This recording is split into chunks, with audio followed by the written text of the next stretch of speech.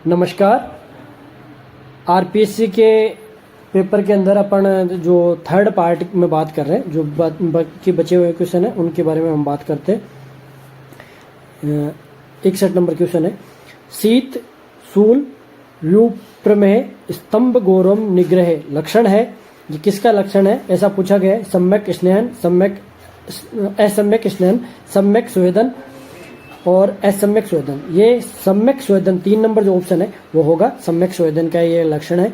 अतिनिंद्रा की चिकित्सा में कौन सा क्रम निर्दिष्ट नहीं है? अतिनिंद्रा में अपन कौन सा क्रम नहीं करते वो पूछा गया है। उपवास करवा सकते हैं, शिरोविरेचन भी कर सकते हैं। अभ्यंग, अभ्यंग जो जिसमें कफ की वृद्धि होगी जिससे नींद अधिक आएगी, तो ये अपन नहीं करवाएंगे। 3 नंबर ऑप्शन इसमें सही होगा, 3 नंबर ऑप्शन इसका सही होगा, अभ्यंग। सर्वप्रथम किस राज्य में मिड डे मील प्रोग्राम शुरू किया गया था? हेल्थ प्रोग्राम में से ये क्वेश्चन है। जो तमिलनाडु है इसके अंदर सर्वप्रथम मिड डे मील प्रोग्राम जो बच्चों को खाना खिलाया जाता है गवर्नमेंट स्कूल में, उसके लिए है मिड डे मील, तमिलनाडु में प्रारंभ किया गया था। फिरंग रोग का कारण है, फिरंग रोग का कारण कौन सा वायरस है ये पूछा गया है। ट्रेपोनोमा पैलेडियम नामक जो वायरस है वो फिरंग रोग का कारण है, जो एक वीडी रोग होता है जो गोनोकोकस, स्ट्रेप्टोकोकस या एडीज, इनमें से ये तीनों नहीं है, जबकि ट्रेपोनोमा पैलेडियम इसका मुख्य कारण है। नेक्स्ट क्वेश्चन है, पाश्चुराइजेशन की होल्डर विधि में दूध को किस तापमान पर गर्म किया जाता है? जो दूध को अपन स्टोर करने के लिए जो पाश्चुराइजेशन की होल्डर विधि है, इसमें कितनी डिग्री पर गर्म किया जाता है? तो 62 डिग्री के ऊपर दूध को गर्म किया जाता है इस विधि के अंदर। तो 2 नंबर ऑप्शन है ये सही होगा, 2 नंबर ऑप्शन। इसके अलावा नेक्स्ट क्वेश्चन की बात करते हैं। DOTS का पूरा नाम, डॉट्स का पूरा नाम जो टीबी के उपचार में काम में लेते हैं। Directly observer treatment short course, directly observer short treatment course, जो 3 नंबर ऑप्शन है, जो 3 नंबर ऑप्शन है वो इसमें सही होगा। डॉट्स का पूरा नाम जो टीबी में काम में लिया जाता है। विटामिन B12 का अवशोषण होता है, जो अपना आहार नाल है, जो अपनी आहार नाल है उसमें विटामिन B12 का एब्जॉर्प्शन कहाँ होता है? जो इलियम पार्ट है अपनी, इलियम पार्ट के अंदर, आंतों का जो इलियम पार्ट है उसके अंदर इसका ये एब्जॉर्ब होता है। बेलनियोथेरेपी क्या है? बेलनियोथेरेपी क्या है? जो जल चिकित्सा है उसके अंदर उसी को बेलनियोथेरेपी का नाम भी दिया जाता है, जल चिकित्सा को ही कहा जाता है। 2 नंबर ऑप्शन इसमें सही होगा।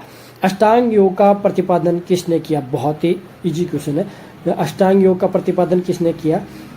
महर्षि पतंजलि ने अष्टांग योग का प्रतिपादन किया था। सत्य किसके अंतर्गत आता है? जो अष्टांग योग के 8 पार्ट है इसमें से यम, नियम, आसन, प्राणायाम, प्रत्याहार, धारणा, ध्यान, समाधि, इसमें यम जो है इसके अंदर सत्य शामिल होता है। क्रियाफल आश्रितम किसका फल है? क्रियाफल आश्रितम किसका फल है? जो यम है इसके अंदर, ये जो ऊपर वाला क्वेश्चन है इसी का, इसको डिस्क्राइब करके पूछा गया। सत्य का फल है ये, सत्य इसके अंदर जो दिया गया सत्य का फल है। लेथायरिज्म रोग का कारण है, लेथायरिज्म रोग का कारण क्या है ये पूछा गया है। तो लेथायरिज्म, लैक्टोबैसिलस जो है वो लेथायरिज्म, इसमें लेथायरिज्म सेटाइवस नामक जो है 1 नंबर जो ऑप्शन होगा वो इसका सही आंसर होगा। लेथाइवस सेटाइवस जो है इसका लेथायरिज्म रोग होता है, उसका कारण है। कुंजल क्रिया किसका रूपांतरण है? बहुत ही इजी क्वेश्चन है। कुंजल क्रिया धोती का रूपांतरण है, धोती का ही ये एक भेद है, कुंजल उसी का रूपांतरण बताया गया है। वस्त्र का प्रयोग किस षटक्रम में किया जाता है? तो वस्त्र का प्रयोग धोती षटक्रम में किया जाता है, ये सबको अपने को पता है, जो योग के बारे में जानते हैं उनको। नासा मार्ग से किया जाने वाला क्रम कौन सा है? तो जो नेति क्रम है वो नासा मार्ग से किया जाता है, कुंजल, नोली ये नहीं है, जबकि जो नेति क्रम है जल नेति, सूत्र नेति, ये नासा मार्ग से किया जाता है। निम्न में से कौन सा कुंभक का भेद नहीं है? कुंभक का भेद नहीं ही है ये पूछा है। तो कपालभाति, शीतली, भस्त्रिका और सूर्य भेदी ये ऑप्शन है। इसमें जो कपालभाति है ये षटक्रम का भेद है, न कि कुंभक का भेद है। तो कपालभाति इसका सही आंसर होगा। कपालभाति षटक्रम के जो 6 पार्ट है उनमें से एक पार्ट है। आंतरिक और बाह्य इस के द्विभेद किसके हैं? मतलब अस्ते अस्त्य का मतलब होता है चोरी नहीं करना, सत्य, सत्य का मतलब सत्य बोलना, सोच का मतलब होता है सोच का पवित्रता से, मतलब तो ये सोच दो प्रकार का होता है, आंतरिक सोच और बाह्य सोच। सोच के दो भेद होते हैं, तो इसमें सही आंसर होगा सोच। 78 क्वेश्चन है, उद्यान बंद कहाँ लगाया जाता है? तो उद्यान बंद अपन सबको जो योग के बारे में जानते हैं, उद्यान बंद नाभि में लगाया जाता है। 4 प्रकार के मुख्य रूप से बंद होते हैं। जो मूल बंद है वो अपने जो जेनेटल ऑर्गन है वहाँ पे, और जो उद्यान बंद है वो नाभि में, और जो जालांधर बंद होता है वो कंठ में लगाया जाता है। और तीनों को एक साथ लगाना महाबंद की संज्ञा दी गई है। इस प्रकार ये बंदों का है। उज्जाई किसका भेद है? उज्जाई किसका भेद है ये पूछा गया है। तो उज्जाई कुंभक का भेद है, जो अष्ट कुंभक बताए गए हैं, महर्षि घेरंड ने बताए हैं अष्ट कुंभक, उसका ये भेद है। नाभि प्रदेश में कौन सा चक्कर स्थित होता है? तो इसमें मणिपुर चक्कर नाभि प्रदेश में स्थित होता है। जो षड चक्कर होते हैं उसमें मूलाधार चक्कर जो जेनेटल ऑर्गन के पास में पाया जाता है, इससे ऊपर होता है स्वादिष्टान चक्कर, उससे ऊपर मणिपुर चक्कर, उससे ऊपर अनहात, और उससे ऊपर विशुद्धि, और जो आईब्रो के बीच में पाया जाता है वो आज्ञा चक्कर पाया जाता है। तो मणिपुर चक्कर इसका सही आंसर होगा 3 नंबर। सप्त साधन किस का वर्णन किस में मिलता है? तो महर्षि घेरंड ने सप्त साधन या सप्तांग योग का वर्णन दिया है, जिसको घटस्थ योग भी कहा गया है। 2 नंबर इसमें सही आंसर होगा। प्राणायाम के 4 भेद किसने बताए हैं? तो प्राणायाम के 4 भेद महर्षि पतंजलि ने 4 भेद प्राणायाम के बताए हैं, घेरंड ने 8 बताए हैं, और जो अपन घेरंड ने 8 बताए हैं। इसके अलावा नेक्स्ट क्वेश्चन की बात करते हैं, दंत धोती के कितने भेद वर्णित किए गए हैं? तो दंत धोती के 4 भेद वर्णित किए गए हैं, ये पूछा गया है। ये थोड़ा सस्पेक्टेड क्वेश्चन है इसके बारे में। दंत धोती के स्थल बस्ती का अभ्यास कौन से आसन में किया जाता है? स्थल बस्ती का आसन पश्चिमोत्तानासन में किया जाता है, ये ध्यान में रखें आप। कपालभाति के कितने भेद बताए गए? कपालभाति के 3 भेद बताए गए, वातक्रम, व्युत्क्रम और शीतक्रम। कपालभाति के 3 भेद है, वातक्रम, व्युत्क्रम और शीतक्रम। कौन सा ध्यानात्मक आसन है? बहुत ही अच्छा क्वेश्चन है। सिद्धासन, स्वास्तिकासन, पद्मासन, ये सभी, तो ये सभी आसन ध्यानात्मक आसन है, जिनमें अपन ध्यान कर सकते हैं, ऐसे आसन है। तो इसका आंसर होगा ये सभी। बहिष्कृत किस षटक्रम के अंतर्गत आता है? बहिष्कृत धोती का पार्ट है, अंतर धोती का पार्ट है। अंतर धोती, हृदय धोती, अंतर दंत, हृदय और मूल शोधन, 4 प्रकार की धोती होती है, जिसमें जो अंतर धोती होती है उसका पार्ट है बहिष्कृत धोती। तो ये इसका आंसर होगा 1 नंबर। घेरंड संहिता में कितनी मुद्राओं का वर्णन किया गया है? घेरंड संहिता में 25 मुद्राओं का वर्णन किया गया है। 3 नंबर जो ऑप्शन होगा वो इसमें सही आंसर होगा। 25 मुद्राओं में 16 प्रकार की हस्त मुद्राएं बताई गई हैं, और 4 बंधों का वर्णन है, और 5 धारणाओं का वर्णन है। जो पंच महाभूत है वो 5, उन्हीं के अकॉर्डिंग 5 धारणाओं का वर्णन है। इस प्रकार 25 मुद्राओं का घेरंड संहिता में वर्णन किया गया है। जिह्वा के द्वारा किस मुद्रा का अभ्यास किया जाता है? जिह्वा के द्वारा खेचरी मुद्रा का अभ्यास किया जाता है। खेचरी मुद्रा जो है उसके द्वारा जिह्वा के द्वारा खेचरी मुद्रा का अभ्यास किया जाता है। तो 1 नंबर क्वेश्चन, 1 नंबर जो आंसर है वो सही होगा इसमें। कपालभाति का भेद है, कपालभाति के अभी ऊपर क्वेश्चन भी आया था। कपालभाति के 3 भेद है, तो वातक्रम, व्युत्क्रम, शीतक्रम। इसमें जो वातक्रम है वो ऑप्शन इसमें दे रखा है। तो कपालभाति के 3 भेद है। तो आगे बात करेंगे अब नेक्स्ट वीडियो के अंदर। धन्यवाद। नमस्कार। आरपीसी के जो पेपर सॉल्व की जो अपने वीडियो की सीरीज चल रही थी, उसमें अपन नेक्स्ट वीडियो इस वीडियो में बात करते हैं आगे के जो क्वेश्चन है उनके बारे में। बाह्यांतर विषमक्षेपी चतुर्थ संबंधित है, ये प्राणायाम से संबंधित है। जो महर्षि पतंजलि ने जो प्राणायाम के भेद बताए उनमें से एक भेद ये है, तो इसका सही आंसर होगा 2 नंबर जो है वो इसका सही आंसर होगा। 92 क्वेश्चन के बारे में बात करते हैं। कौन सा आसन पेट के बल लेट कर किया जाता है? तो शलभासन, ये पेट के आसन लेट कर किया जाता है। धनुरासन, इसको भी पेट के बल लेट कर कर सकते हैं। शलभासन और धनुरासन दोनों, या पवन मुक्तासन। हाँ, इसमें 3 नंबर जो है वो सही होगा। शलभासन और धनुरासन दोनों पेट के बल लेट के किए जा सकते हैं। पवन मुक्तासन है वो पीठ के बल लेट के किया जाने वाला आसन है। तो 3 नंबर इसका सही होगा।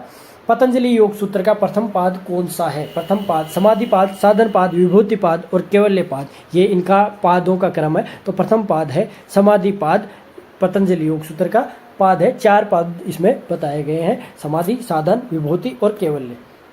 नेक्स्ट क्वेश्चन में हम बात करते हैं चित्त की कितनी वृत्तियां बताई गई हैं? तो चित्त की 5 वृत्तियां बताई गई हैं। योगस्थ चित्त वृत्ति जो महर्षि पतंजलि ने परिभाषा दी है, योग सूत्र में जो दूसरा सूत्र है वो योगस्थ चित्त वृत्ति निरोध है। उसमें 5 प्रकार की जो वृत्ति बताई गई है वो 5 प्रकार की वृत्ति हैं। कौन सी चित्त की वृत्ति नहीं है? तो 5 वृत्ति जो ऊपर बताई गई उनमें है प्रमाण, विपर्य, विकल्प, निद्रा और स्मृति। ये 5 प्रकार की वृत्तियां होती है। इनमें विकल्प भी है, स्मृति भी है, विपर्य भी है, अनुमान है, वो चित्त की वृत्ति नहीं है। तो इसमें सही आंसर होगा 2 नंबर जो आंसर है वो सही होगा। 96 क्वेश्चन की बात करते हैं। कौन सी नाड़ी सूर्य से संबंधित है? 3 प्रकार की अपनी मुख्य नाड़ियां पाई जाती हैं, इड़ा, पिंगला और सुषुम्ना। उसमें जो इड़ा नाड़ी है वो चंद्र नाड़ी अर्थात चंद्रमा से संबंधित है। पिंगला नाड़ी वो सूर्य से संबंधित है और सुषुम्ना दोनों का कॉम्बिनेशन है। पिंगला नाड़ी इसका सही आंसर होगा सूर्य से संबंधित। पतंजलि योग सूत्र में कितने पाद है? अभी ऊपर अपनी बात हुई थी 4 पाद है, समाधि, साधन, विभूति और कैवल्य। ये पतंजलि योग सूत्र में 4 पाद है। किस साहित्य में सबीज और निर्बीज समाधि का वर्णन किया गया है? तो महर्षि पतंजलि ने 2 प्रकार की सबीज और निर्बीज समाधि का वर्णन किया गया है। तो इसका सही आंसर होगा 1 नंबर, महर्षि पतंजलि योग सूत्र में ये बताया गया है। हठ योग प्रदीपिका में कितने यमों का वर्णन है? हठ योग प्रदीपिका में कितने यमों का वर्णन है? यम और नियम हठ योग प्रदीपिका में 10-10 बताए गए। यम और नियम जो महर्षि पतंजलि ने 5-5 बताए। हठ योग प्रदीपिका जो स्वात्माराम जी के द्वारा लिखी गई है उसमें 10-10 बताए गए। तो इसका सही आंसर होगा 10, 3 नंबर जो ऑप्शन है वो। उज्जाई भेद है, उज्जाई कुंभक का भेद है जो बताया गया है, वो उज्जाई को कुंभक का भेद बताया गया है। सूर्य भेदन किस नाड़ी से प्रारंभ किया जाता है? तो सूर्य भेदन पिंगला नाड़ी से प्रारंभ किया जाता है। जो सूर्य नाड़ी है उसी से सूर्य भेदन प्रारंभ किया जाता है। नेक्स्ट क्वेश्चन, मणिपुर चक्र किस तत्व का स्थान है? मणिपुर चक्र जैसे ऊपर एक क्वेश्चन आया था, मणिपुर चक्र का स्थान नाभि है। तो नाभि को अग्नि का स्थान माना गया है। तो अग्नि का स्थान मणिपुर चक्र है और मणियों का स्थान भी इसको कहते हैं। हठ योग प्रदीपिका के अनुसार समाधि का पर्याय कौन सा है? हठ योग प्रदीपिका के अनुसार राजयोग, उन्मनी, लय या ये सभी हठ योग प्रदीपिका के अनुसार समाधि का पर्याय माने गए। किस साहित्य में नादान अनुसंधान का वर्णन किया गया है? बहुत ही अच्छा क्वेश्चन है। नादान अनुसंधान का वर्णन महर्षि हठ योग प्रदीपिका में स्वात्माराम जी ने किया है। बाकी किसी में भी नादान अनुसंधान के बारे में नहीं बताया गया। 4 इसकी अवस्थाएं बताई गई है। धारणासु च योग्यता मनस किससे संबंधित है?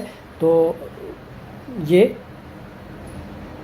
धारणासु च योग्यता मनस ये किससे संबंधित है? ये प्राणायाम से संबंधित है। हठ योग के अनुसार प्राणायाम के कितने भेद बताए गए हैं? हठ योग के अनुसार प्राणायाम के 3 भेद बताए गए हैं। और विपरीत करनी किसका भेद है? विपरीत करनी मुद्रा है। तो मुद्रा का भेद है विपरीत करनी। 2 नंबर क्वेश्चन, इस 2 नंबर ऑप्शन इसका सही ऑप्शन होगा। सुजोग चिकित्सा के जनक कौन है? सुजोग चिकित्सा के जनक कौन है ये पूछा गया है। जो डॉक्टर पार्क जे वू है वो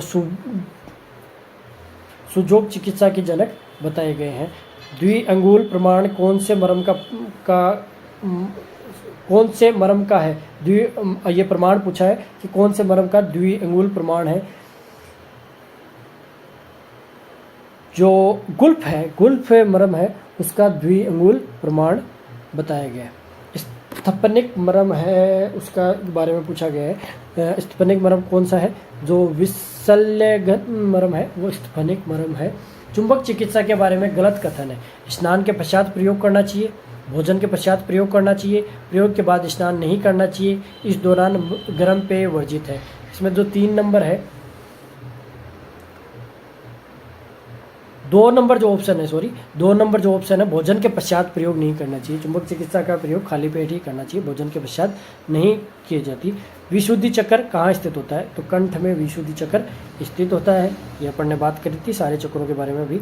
सुश्रुत के अनुसार मरम की संख्या है, सुश्रुत के अनुसार मरम की संख्या 107, महर्षि सुश्रुत ने मरम की संख्या बताई है। चुंबक का चिकित्सा में प्रयोग किया जाता है।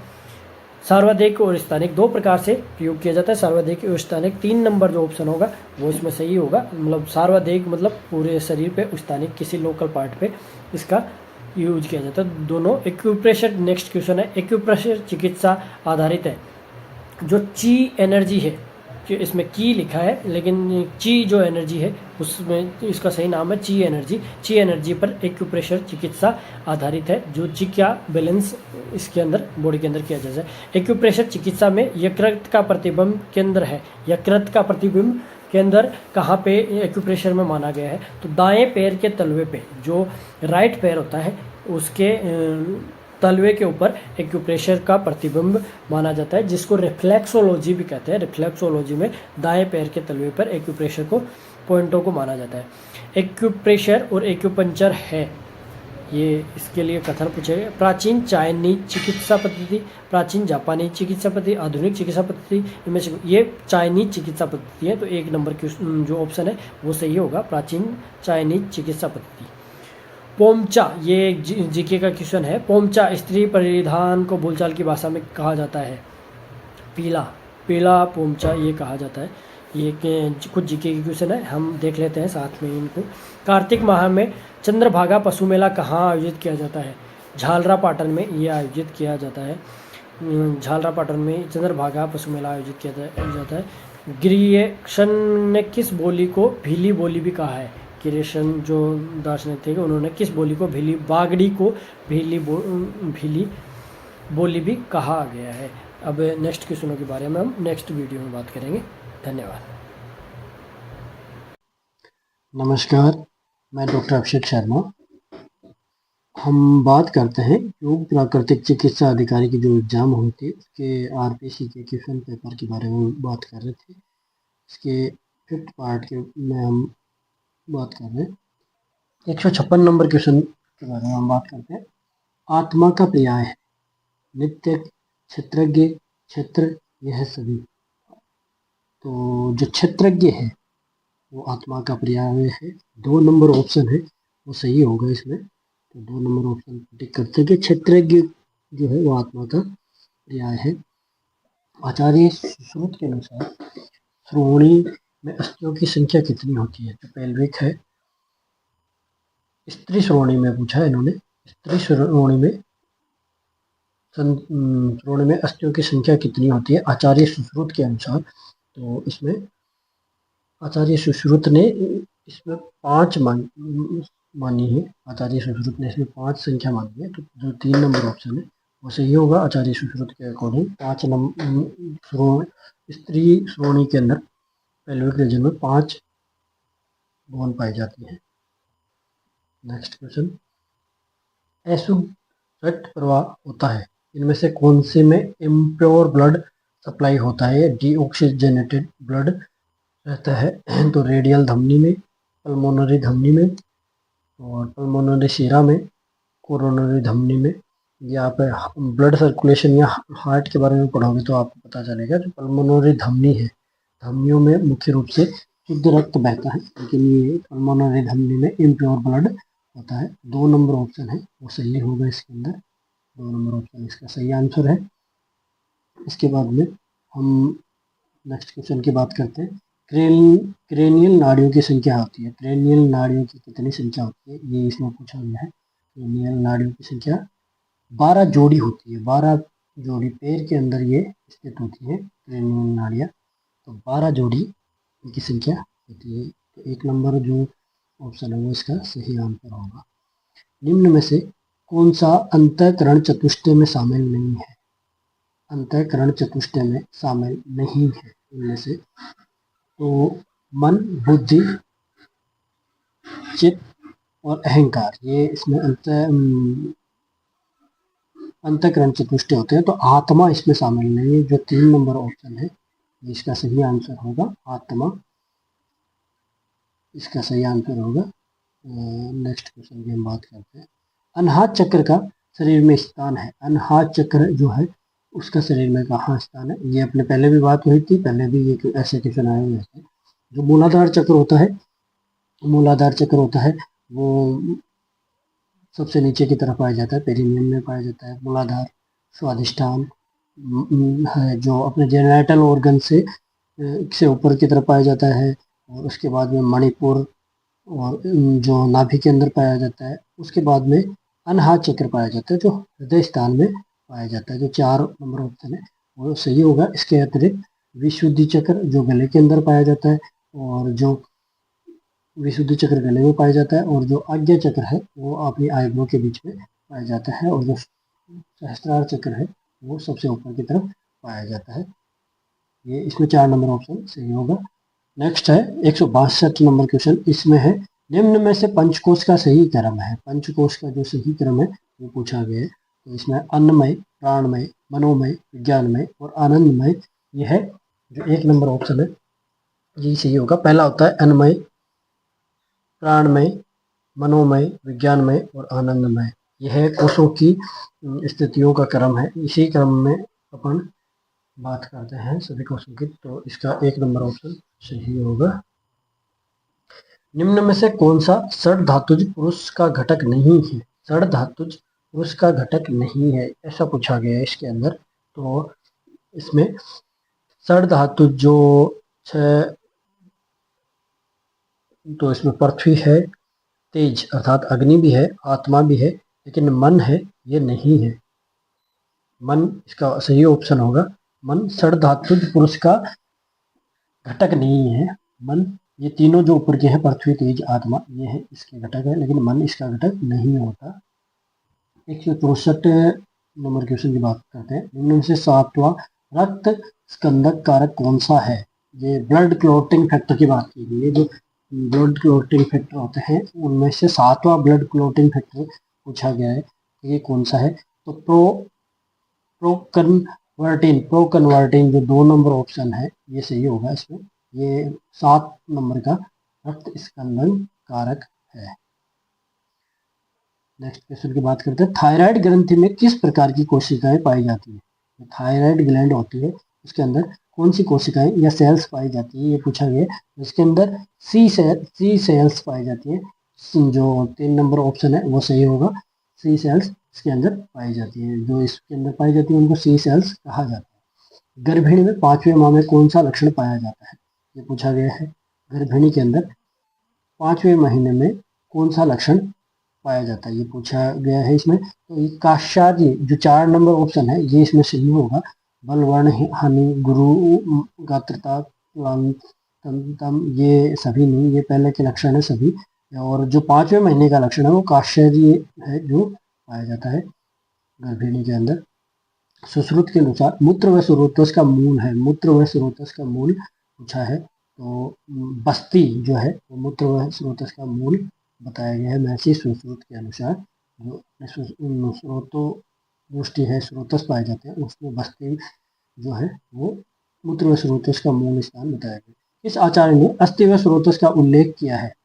जो अस्थि व स्रोतस है उसका किन किन आचार्यों ने उल्लेख किया है ऐसा पूछा गया। तो महर्षि चरक ने भी किया है और वाघभट्ट जी ने भी इसका उल्लेख किया है। दोनों ने अस्थि व स्रोतस की बात की है। तो ये 4 नंबर ऑप्शन है वो सही होगा। एक वयस्क शरीर में सामान्य यकृत का वजन कितना होता है? जो लीवर का वेट है वो पूछा गया है कि लीवर का वेट कितना होता है ऐसा इसमें पूछा गया है। तो 14 से 1600 ग्राम एक सामान्य व्यक्ति के लीवर का वेट होता है वयस्क व्यक्ति के अंदर। तो इसमें 3 नंबर जो ऑप्शन होगा वो सही होगा। वायसतुंड संधि का उदाहरण कौन सा है? वायसतुंड संधि का उदाहरण पूछा है। संधि का उदाहरण कौन सा है ये पूछा गया है। तो पृष्ठवंश 3 नंबर ऑप्शन इसमें सही होगा। सॉरी ये वायसतुंड संधि ये 3 नंबर ऑप्शन नहीं होगा। ये इसमें ये जो 4 नंबर ऑप्शन है ये सही होगा। हनु जो संधि होती है, हनु संधि अपने जबड़े की जो संधि होती है हनु, इसको बोलते हैं वायसतुंड संधि। इसके अंदर वाइसोल्ड ये जॉइंट पाया जाता है। अब अपन बात करते हैं नेक्स्ट क्वेश्चन की। एक यूनिट रक्त का मान होता है, एक यूनिट रक्त का मान कितना होता है, ऐसा पूछा गया है। तो एक यूनिट 17 जो अपन ब्लड डोनेट करते हैं उसके हिसाब से देखते हैं तो अपन 350 ml ब्लड एक यूनिट के अंदर पाया जाता है, जो लगभग 1 से 1.5 यूनिट अपन उसमें डोनेट करते हैं। अनुत्रिक है, अनुत्रिक है जो कोकेक्स बोन है, अपनी कोकेक्स बोन है वो अनुत्रिक, उसको हिंदी में कहा जाता है अनुत्रिक, उसको हिंदी में उसका नाम है। वाघभट्ट के अनुसार आर्तव का प्रमाण बताया गया है। आर्तव का कितना प्रमाण बताया? 4 अंजलि। महर्षि वाघभट्ट ने 4 अंजलि प्रमाण बताया। जो नाम आर्तव होता है उसका 4 अंजलि उसका प्रमाण बताया।